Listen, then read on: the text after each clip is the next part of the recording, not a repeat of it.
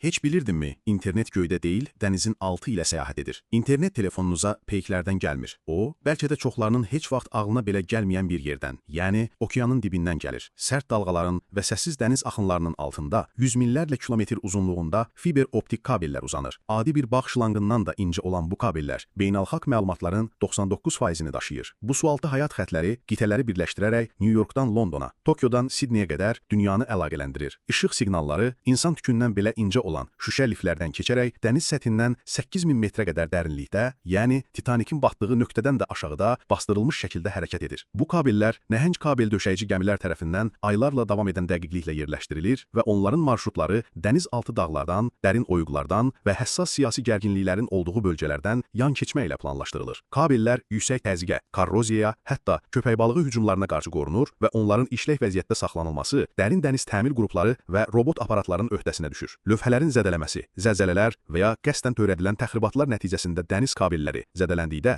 hər bir saniyə mühüm əhəmiyyət daşıyır. Məlumat insan saçından da nazik olan şüşə liflərdə işıq şüaları kimi daxili əks olunma ilə irəliləyərək demək olar ki, işıq sürətinə yaxın templə hərəkət edir. Bir göz qırpımında Tokyodan göndərilən bir mesaj Londona çata bilər. Bu görünməyən nəhəng şəbəkə vasitəsilə biz sosial şəbəkələrdə gəzirik, filmlər izləyirik, ünsiyyət qururuq və heç fərqinə varmadan bu əlaqənin göydə deyil, dənizin qaranlıq və səssiz dərinliklərində qurulduğunu unuduruq.